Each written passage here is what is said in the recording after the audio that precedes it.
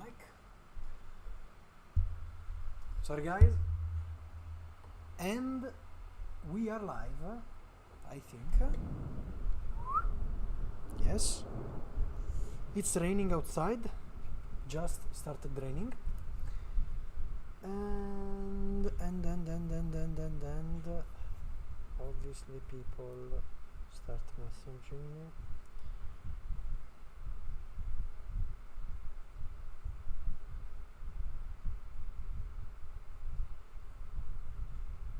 Okay, so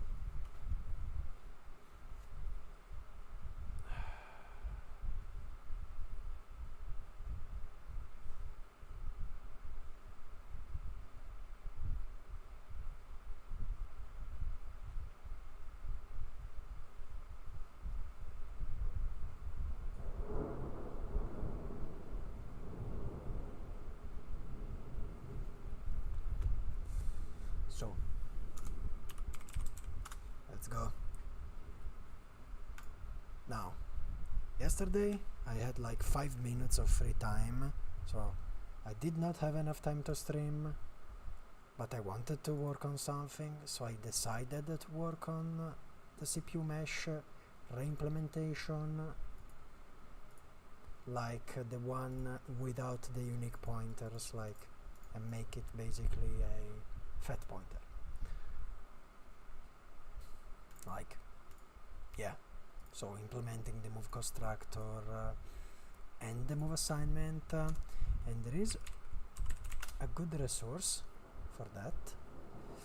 C++ move semantics, Microsoft.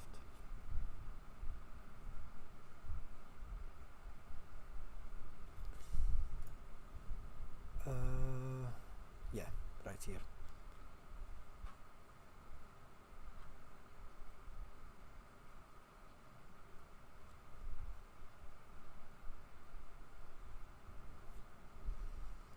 So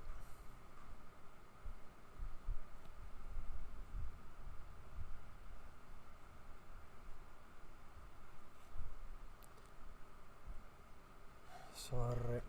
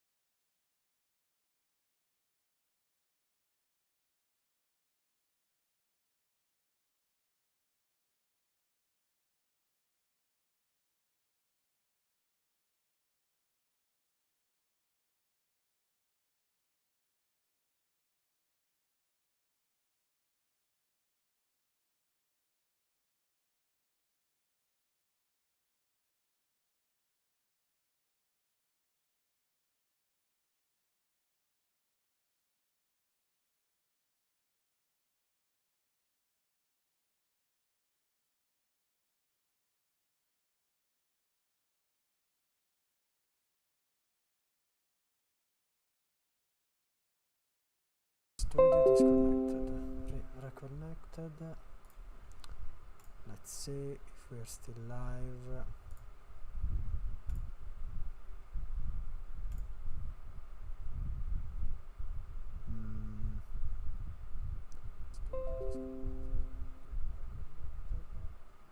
Okay, it's live. So.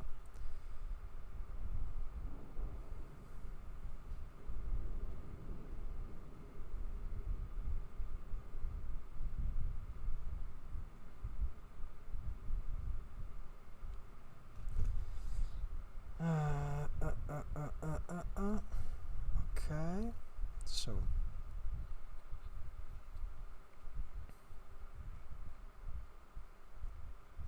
yeah, basically move. So I moved this thing right here makes no sense, but let's just make it into the constructor.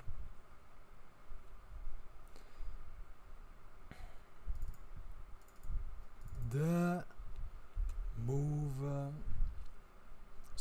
the constructor, yes. The move constructor basically just calls the move assignment,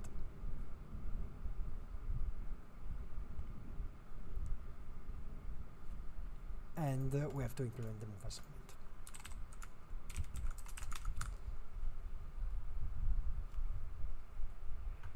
Sorry. Now.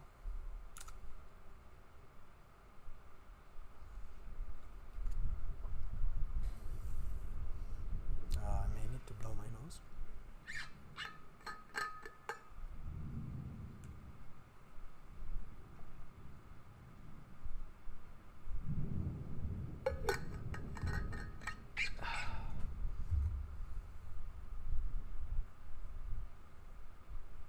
Be right back.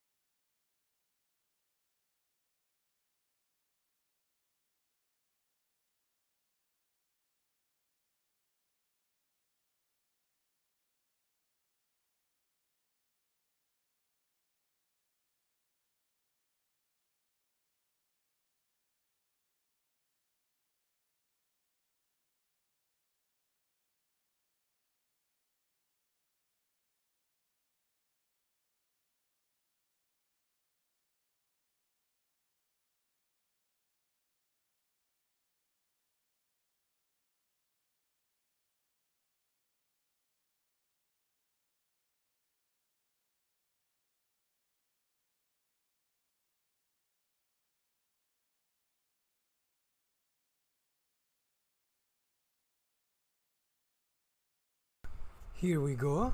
I think finally I may able to stream. Finally, I don't know.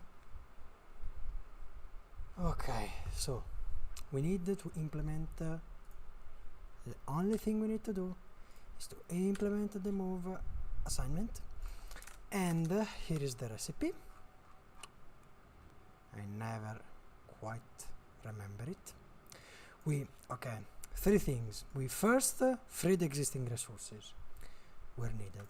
We copy the data pointer and its length from the okay, so basically we free the existing resources, we copy the other resources into our own, and then we basically release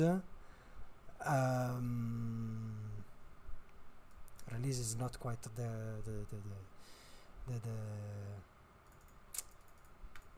correct way of phrasing it. but simply set the other pointer, the other object resources to a default null state, so that when the other destructor is called, the resource doesn't actually get freed, okay?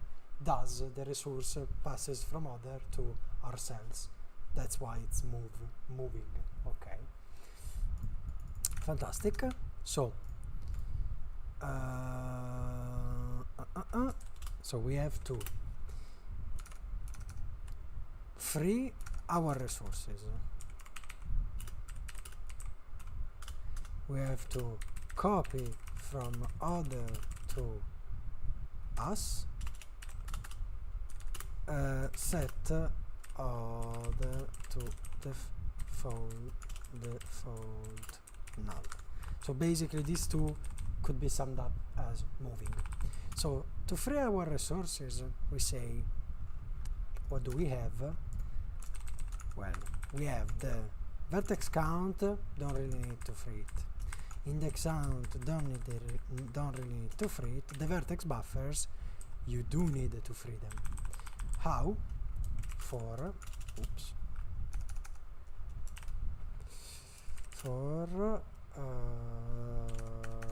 what? Okay. Int I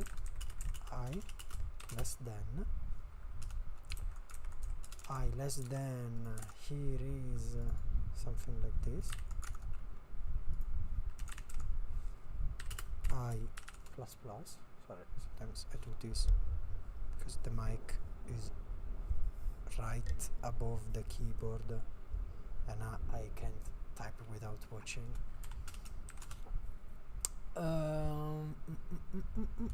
M vertex buffers I dot release. I always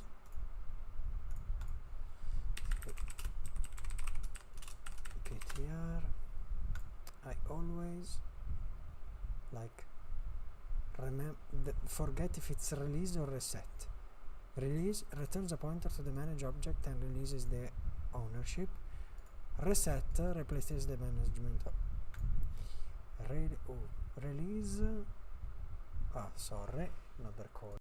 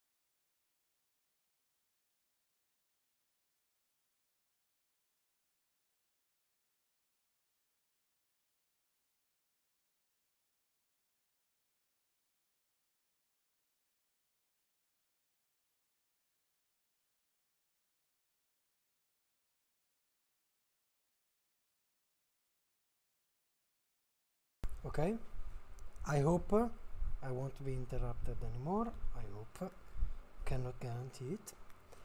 So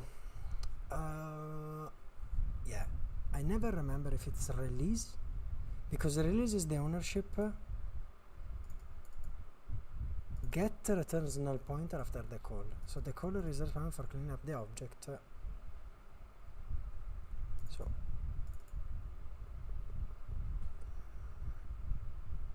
because reset instead replaces the management object. Okay.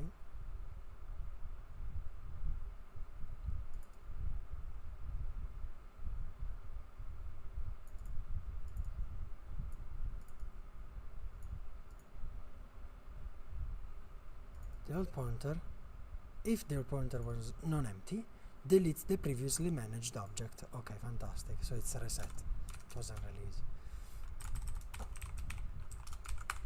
Okay.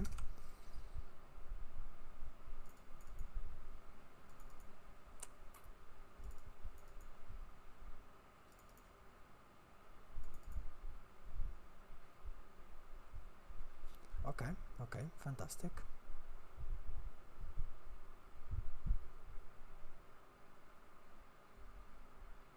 Calls the deleter for the old one. Oh, fantastic.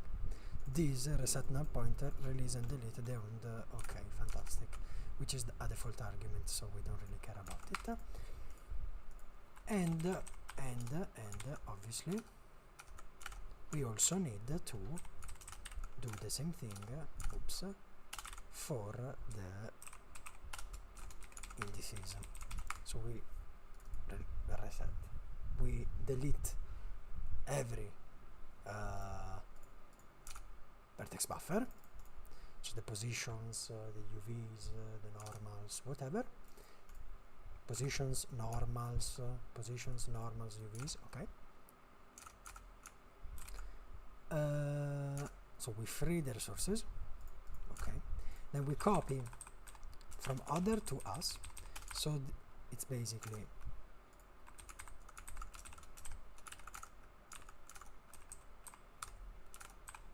oops.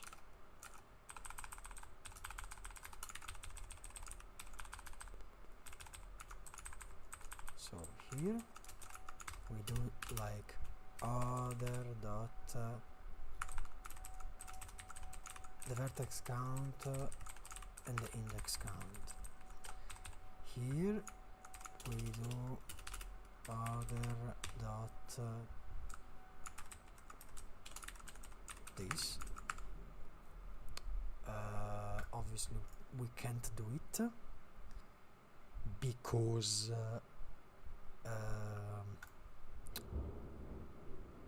this is a copy. We can copy unique pointers. We need to move them.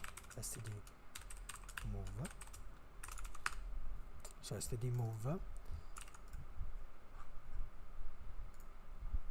std move basically is used to indicate that an object T may be moved from, allowing the efficient transfer of resources from T to another object. In particular, std move produces an x-value expression that identifies its argument T. It is exactly equivalent to a static cast to an r-value reference type. Yeah, this like value categories, like what? It's not very long. GL value, P R value, X value. An expiring value is a GL value that denotes an object whose resources can be reused. What is a GL value? GL value is an expression whose evaluation determines the identity of an object or function.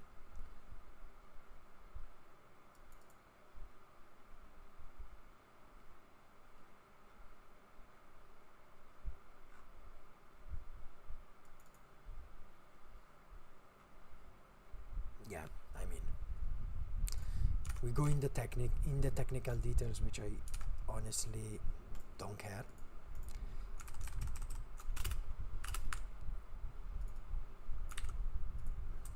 Obviously we need to move also the indices, and then we should set the other state to a default null. The only thing we need to do actually is to set the other vertex count and index count to 0. The move, moving from when we move from a unique pointer, like after the move, this will be null. Okay, so that's it basically. So here is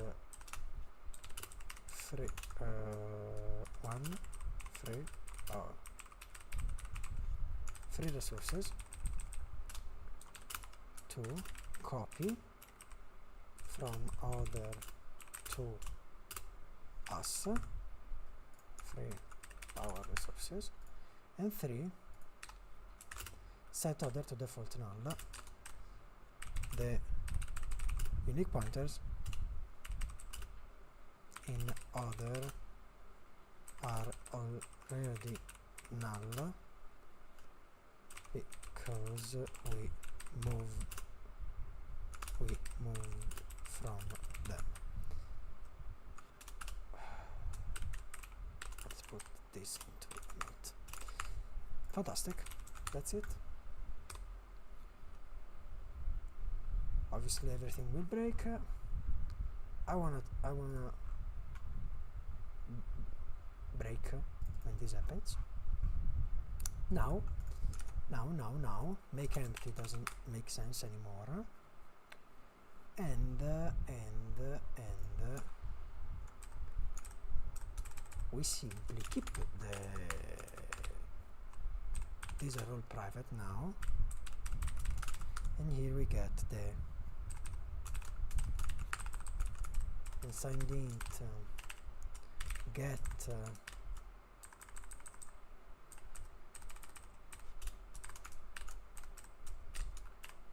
const return. Fantastic. So the getters, and then we need a smart way to do it, because right now it's a bit clunky. It's a bit clunky, and I don't really like it. So the idea is that I could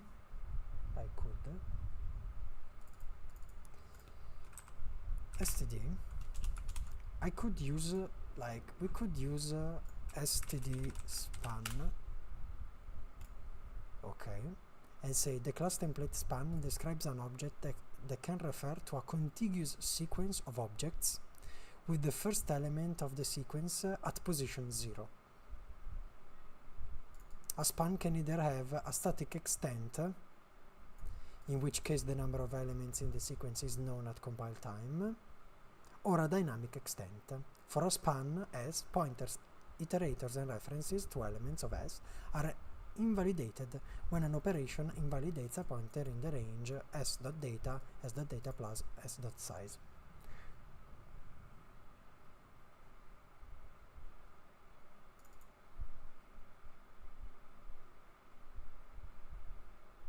So basically,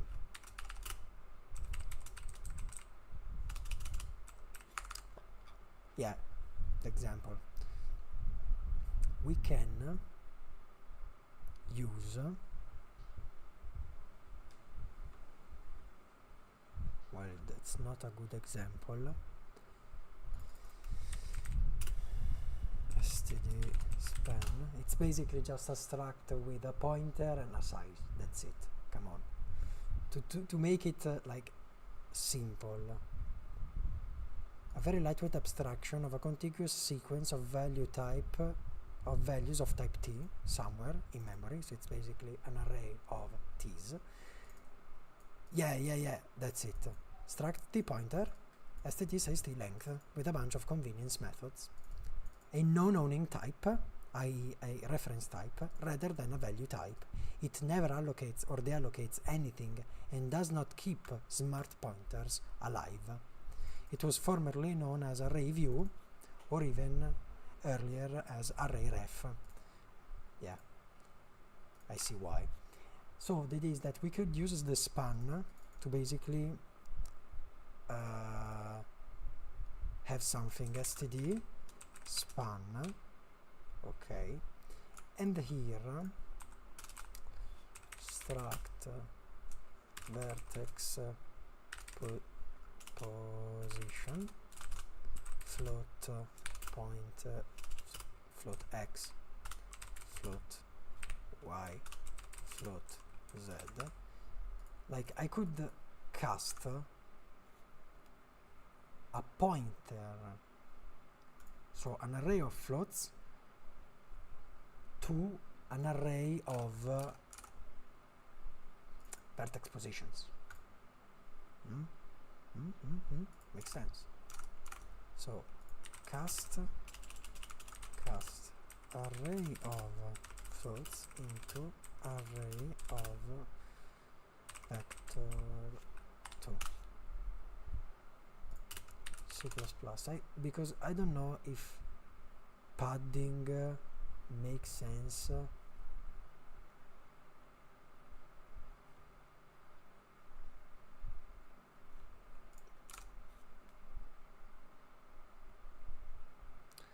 Size 12 bytes, and it makes sense.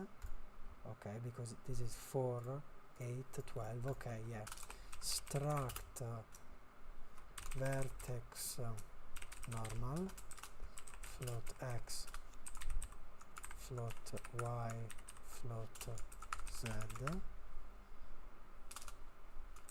struct vertex uv float u float v. Okay, and here I can say the mesh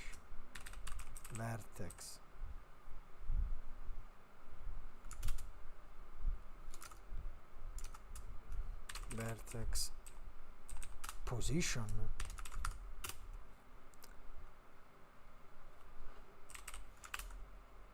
get, here we need the span,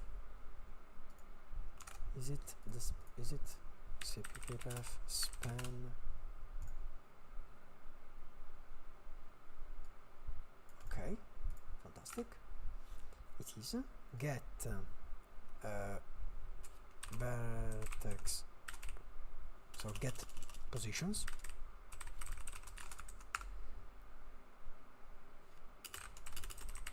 return, and here,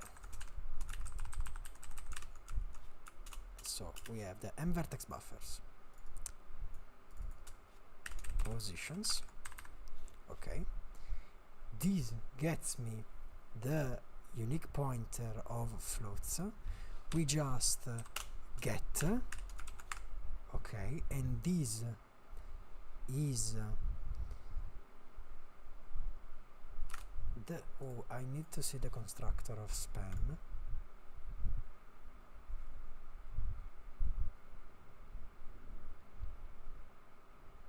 Std array constructs from array. Std, sorry, static cast mesh vertex position pointer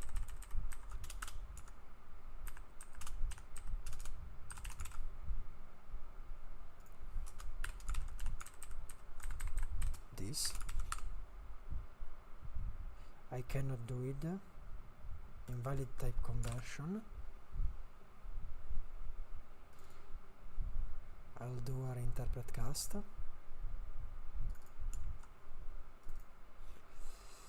Types pointed to are unrelated. Conversion requires an interpret cast. Yes.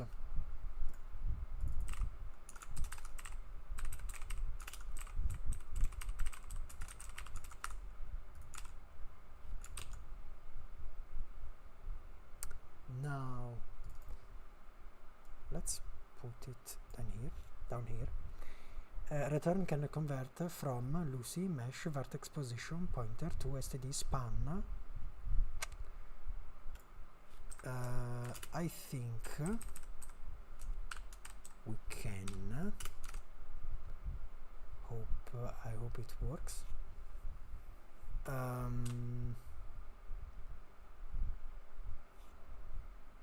First, and then the size, and the size is just it's just the how many vertex positions do we have? The vertex count. Can we fit it into one line? I don't think so.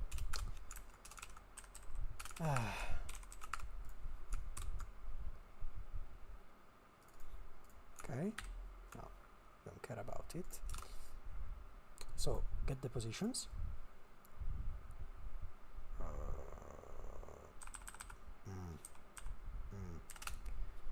Let's do this.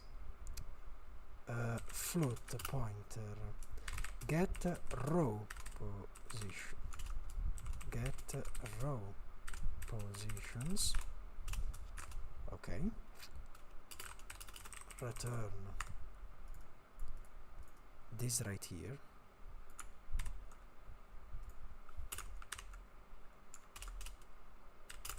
Makes sense.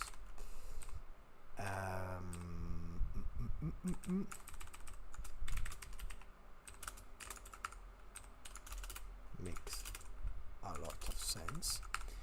Now always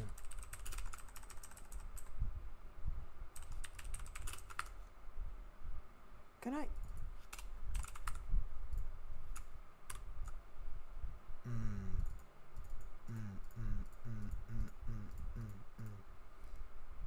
I need the const, not really.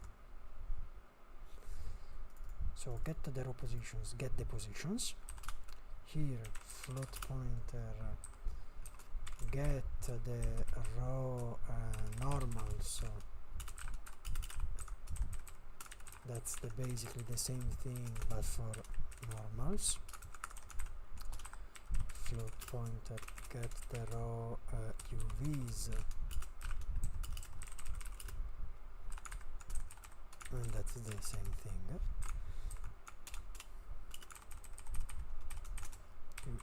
UVs.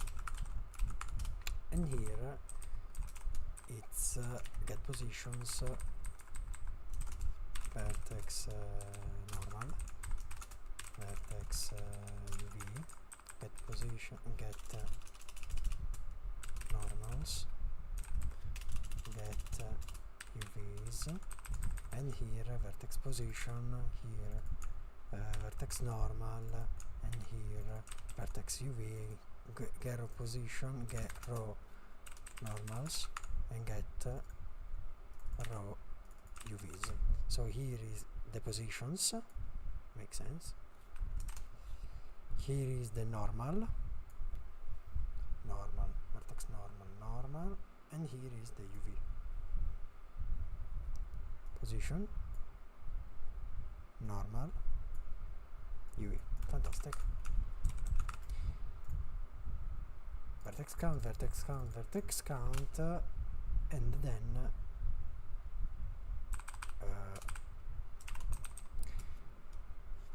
uint 32t pointer get row indices. Oops. Return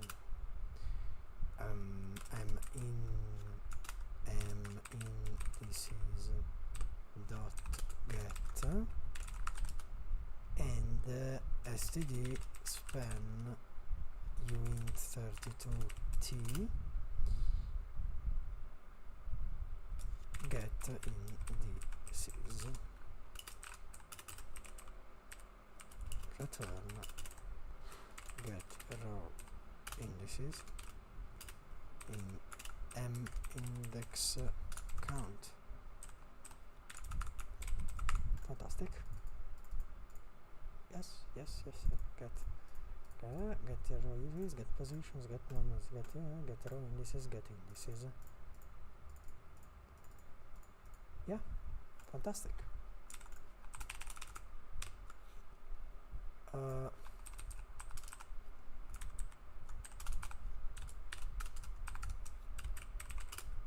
Think about changing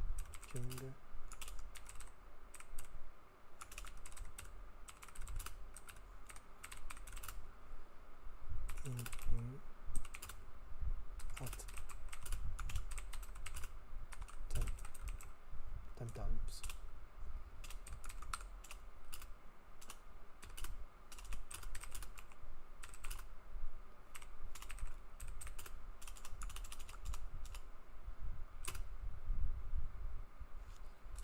I mean,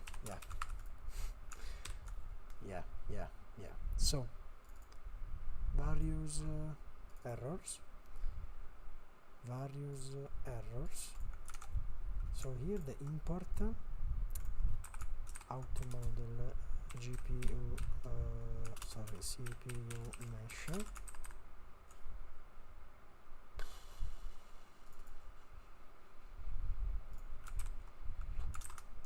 CPU mesh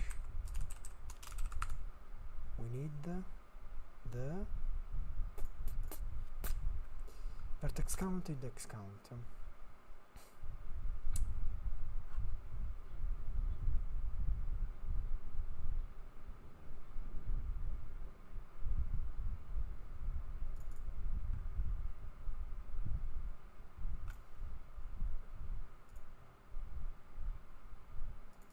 Yeah, that's it. Voila. And then CPU mesh dot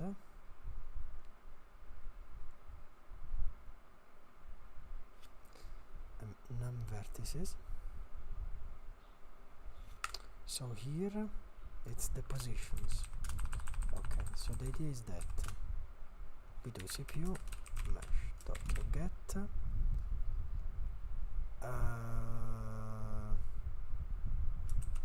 row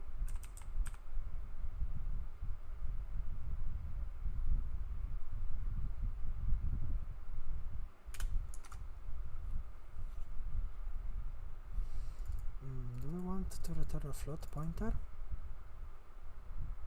It doesn't really make that much sense in my opinion. So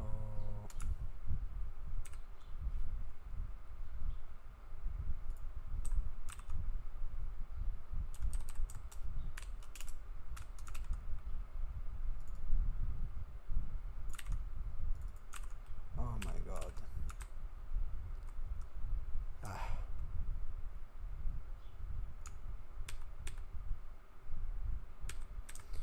Well, no, it makes sense because we need the row. Okay.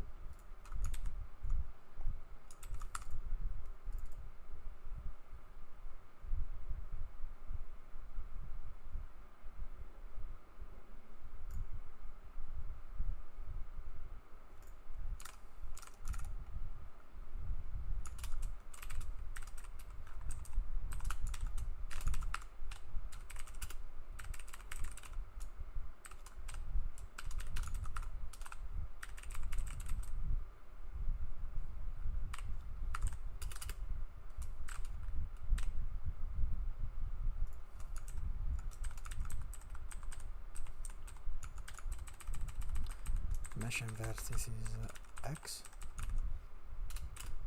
mesh and vertices Y, mesh and vertices Z.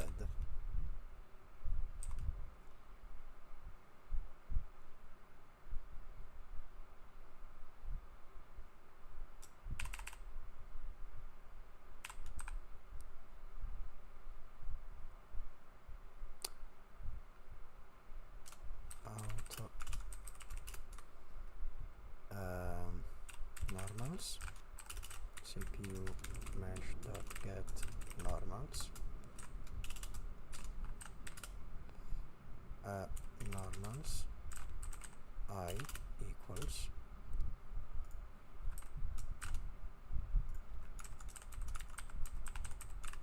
x, y, oops, z, m normals, m normals, m normals, m vertices, m vertices, m vertices, xyz, xyz, okay, auto, oops, auto, UVs, CPU mesh, oops, dot get UVs,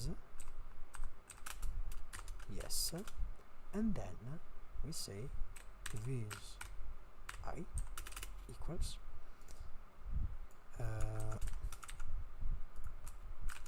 something like this, and oops, is it possible? Yes, yes, can we do this? These are superfluous, yes.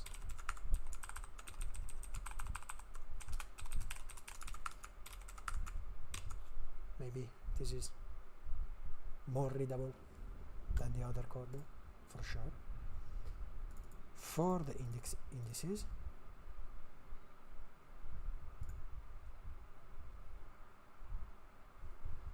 okay, for every index,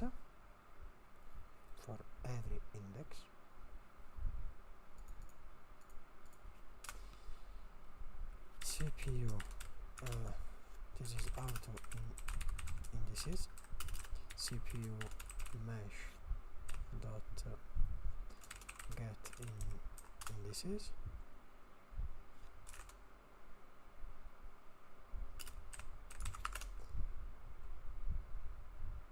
and here we say indices I.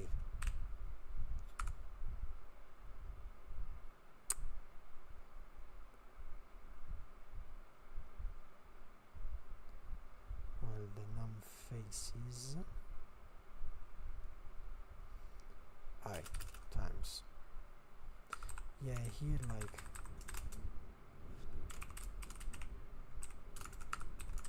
I times, yeah, so and just do this, return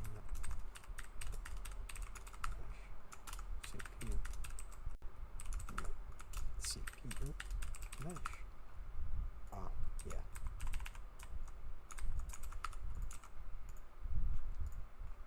I think it's simpler.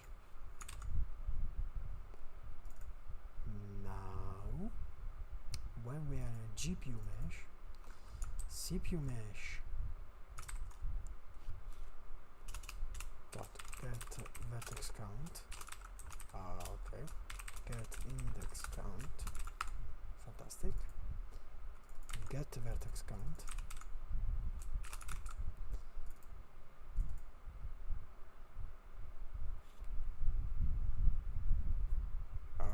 that's why.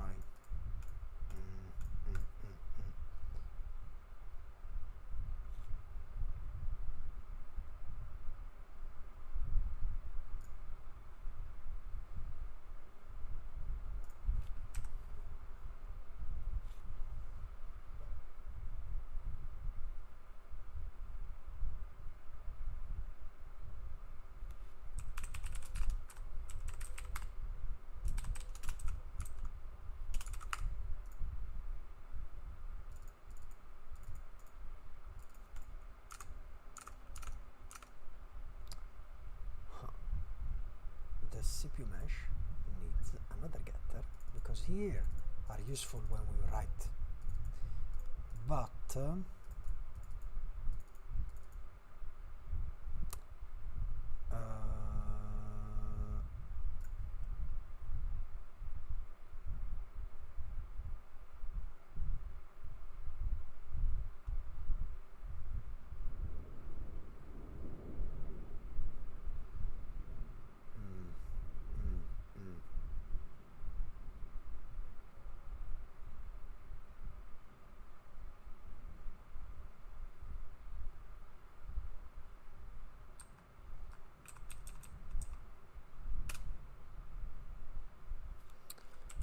pointer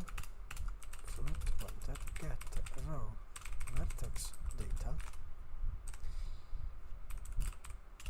int I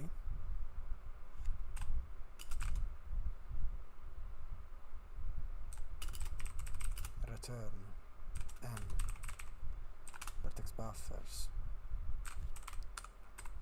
I dot get float pointer get row vertex data mesh vertex buffer index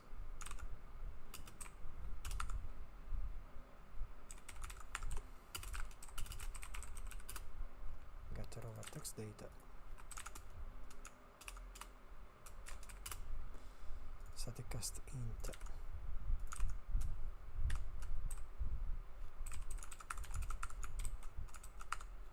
index. Fantastic.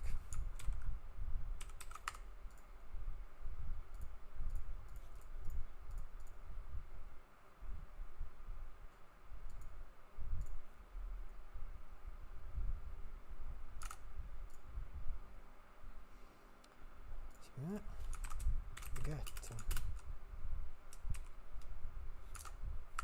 wait no get row vertex data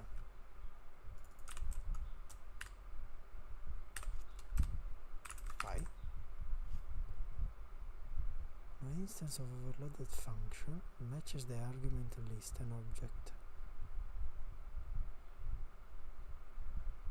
Oh, because it's const.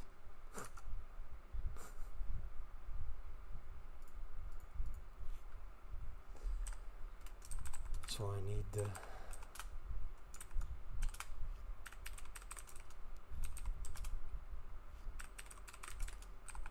const versions.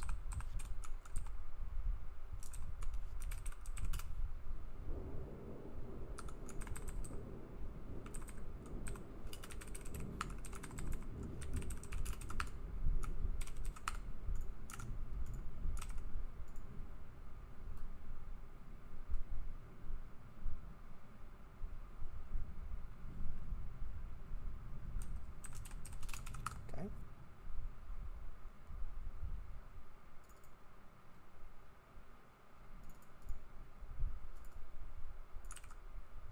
Size of float. That's it. Because this it's just a float. Index buffer.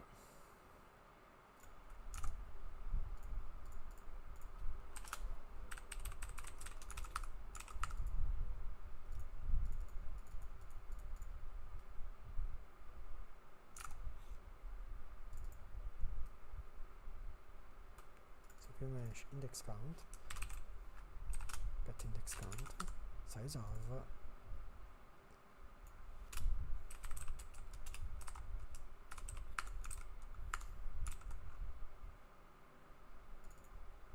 in 32t.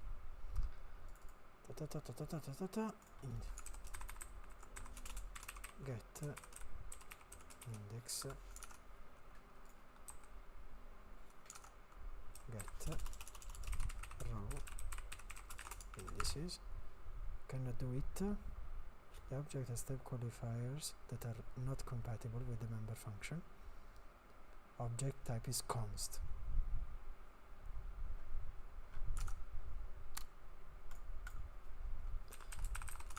Not really a problem.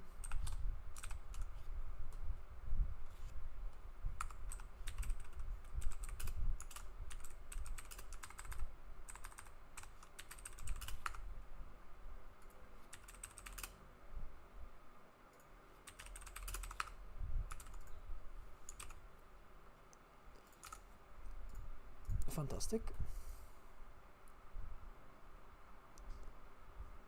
The range mesh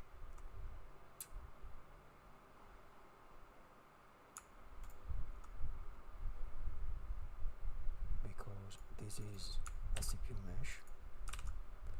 It's not link empty. It's just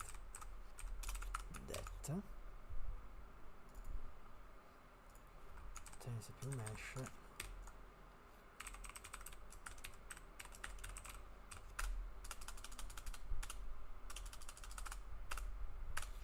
and obviously everything will break with the API, not really a problem. Auto positions, get positions, auto normals, get normals, auto UVs,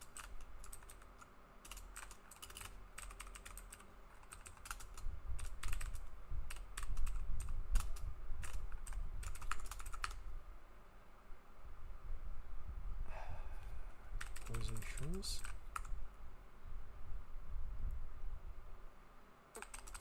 questa roba qui la possiamo mettere qua, non mi serve farlo tutte le volte.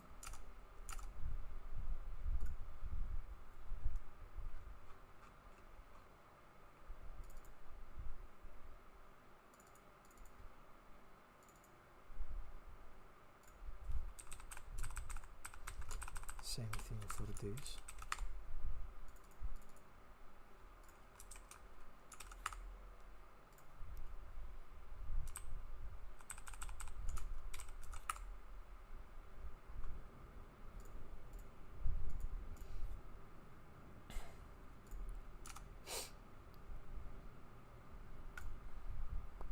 Positions, terrain vertex count, I, fantastic. Now, and this will fix the bug that we had. X, Y, Z.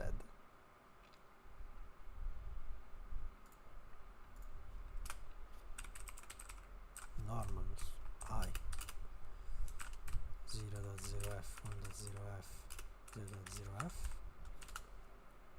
and the UVs,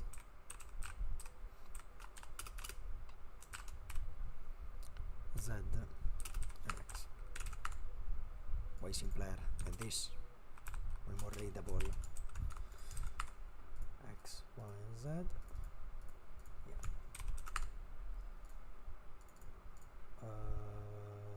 Upload the indices.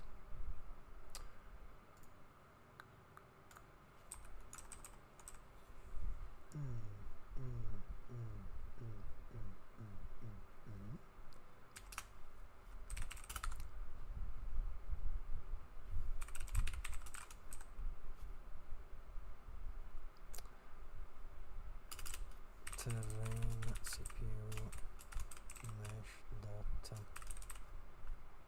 the indices, and the indices plus index plus 0. Okay, let's try to compile. And to convert from int on send int requires an arrowing conversion.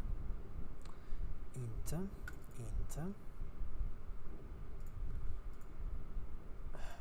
static cost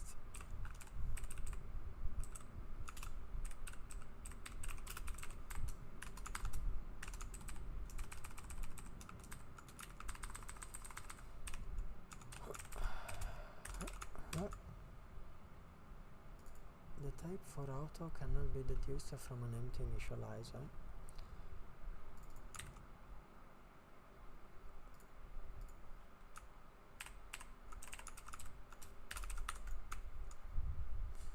Why the pointer? Why not the reference at this point? Const CPU mesh reference. Why not? From CPU mesh. Oops.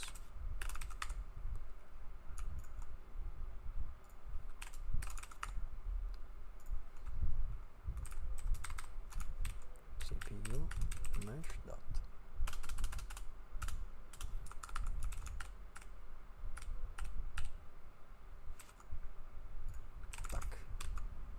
Beautiful.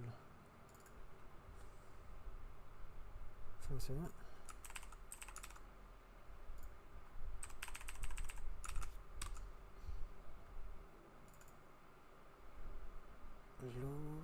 Oh yeah.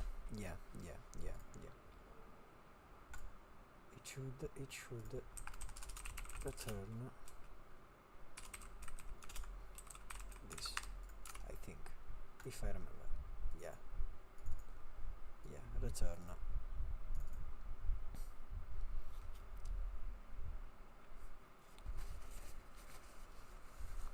Yeah.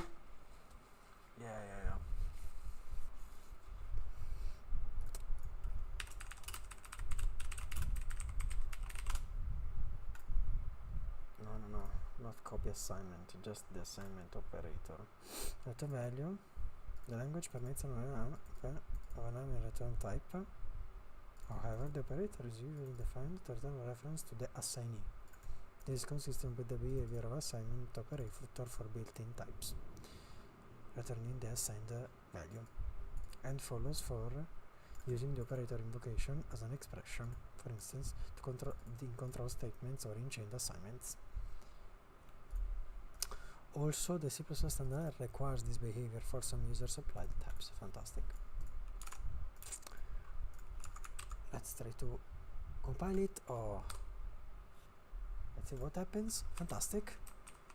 Oh my god. Oh my god. We also got the terrain here. I think we got the terrain right here. Yeah. There it is. Beautiful. Beautifully made. Yeah, we also fixed our bug. The bug was simply because we never also I assigned always the first 3 floats of the thing, basically. So it did not make a lot of sense. So I assigned the first 3 floats, then the second, the third, and the fourth, then the third, the fourth, and the fifth, and so on. So basically, I had to increment. Okay, but I fixed this with the cast, basically.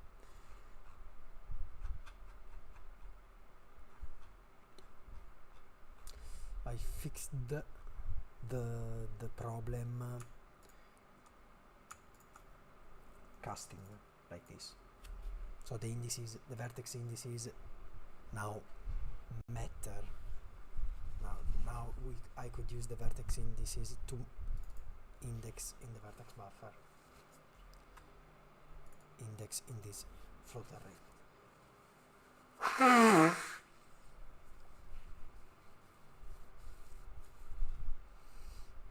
Yeah.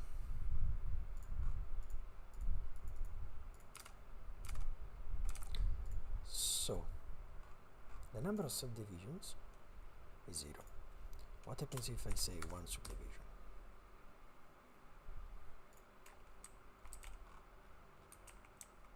Now I need to see the mesh actually. I need to see the mesh. Now with 0 subdivision. Okay, so let me pull up render doc. Load the last settings, launch the thing, capture the frame, say goodbye. Yeah.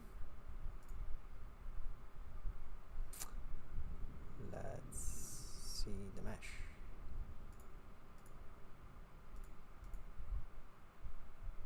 What? Oh yeah, because it's like this. So it's duck. 1, 2, 3.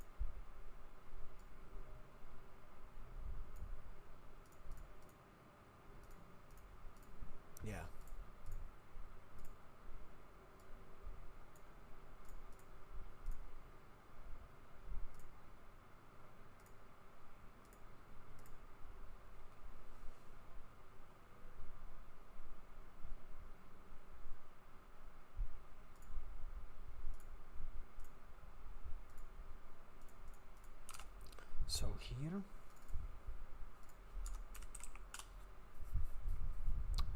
I did 0 3 4 4 1 0 0 4 4 1 0.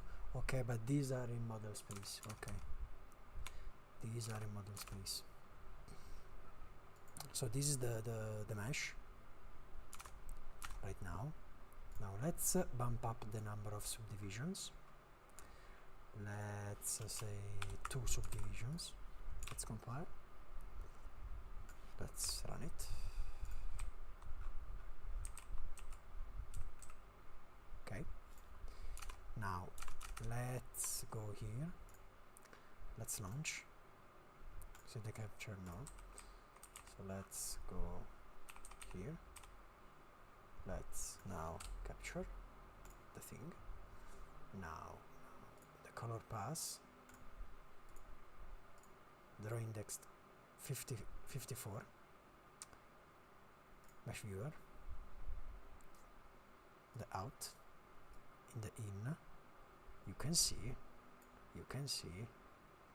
like we have 2 subdivisions, so 1 2, and we are building it because you should like see it.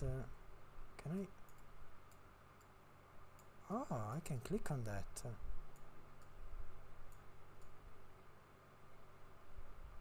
Okay, so it's this. Wait, what?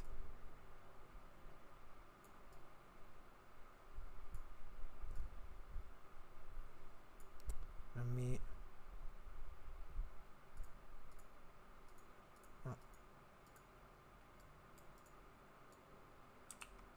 oh, the fly cam is much better.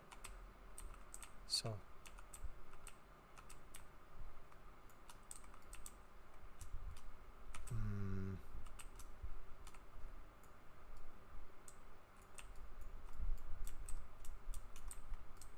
okay.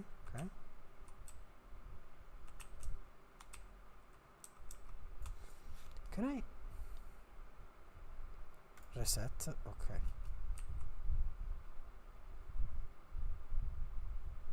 So it's this. Wait. Okay, this.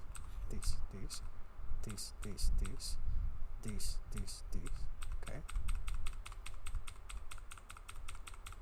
You see, it goes row by row, which makes sense actually, because it's this. Sorry, it's. Oh my god. It's this.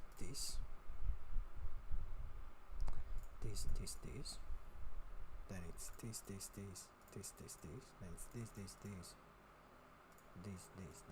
then it's this.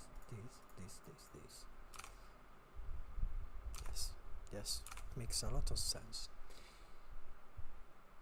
That's it. So the terrain generation, like the terrain mesh generation, base mesh works now. So get terrain base mesh generation up and running. Now the idea is that I should add a scale to that in order to scale the terrain.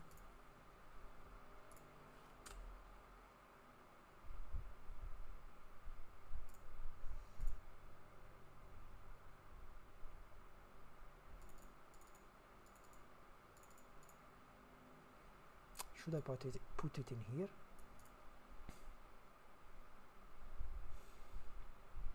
Not really.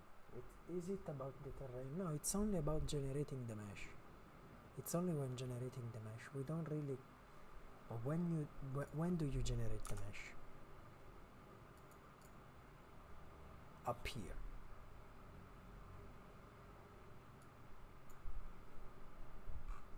But why you do it? Why do you do it? Because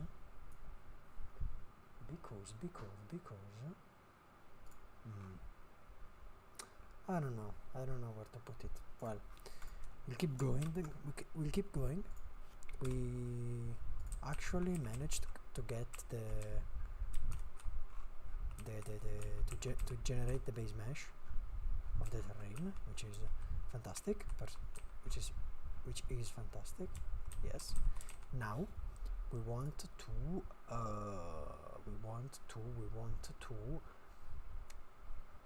generate the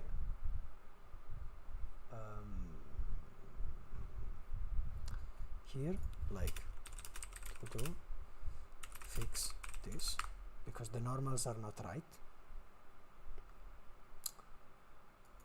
The UVs to do, no, I think we may have to do something, and we need also to generate the heights. Like we should to do generate terrain. Okay, so we need to build the terrain mesh. This becomes a node. So we need to generate the terrain, the heights. To do that, we could use like a simple simplex noise, Perlin noise, just to get something.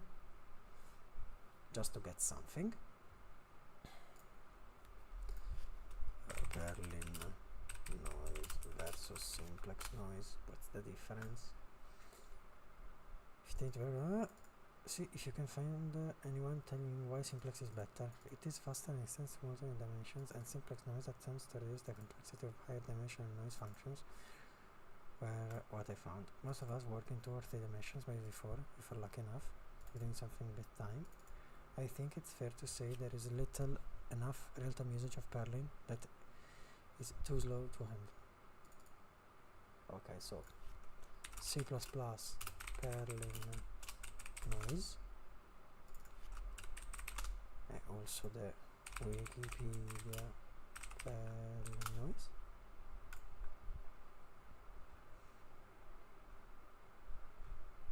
We don't really care about the detail.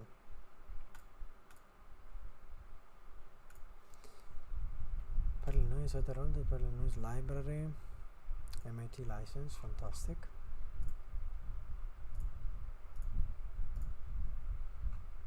Sieve Perlin noise. It's a header-only Perlin noise library for modern C++. This is based on CAM Perlins, improve the noise. 1D, 2D, 3D, octave noise, initial seed. Produce the same output on any platform, except for floating point errors. VCPKG. Browse the packages. Sieve Perlin noise. Sieve Perlin finish noise.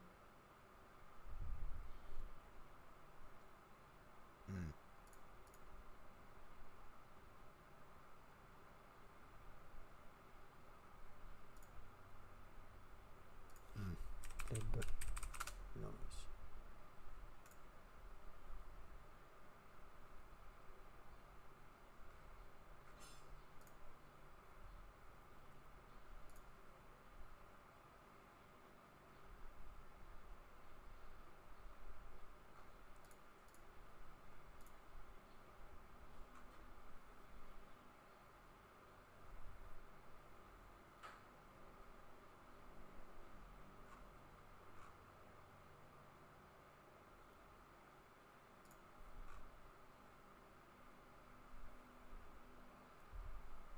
Okay, I think we'll go.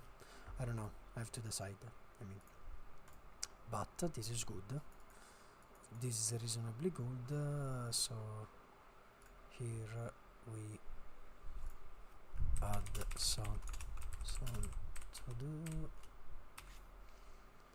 So the idea is that we have generated the terrain mesh, base mesh, and now we can actually, we need the terrain scale.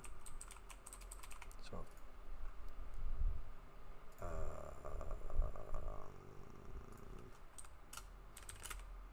to do add terrain scale when meshing, when generating the base mesh.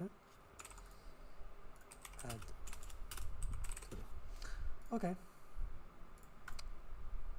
I think I'll stream also this evening and try to get like actually a terrain and not basically a plane. Bye bye.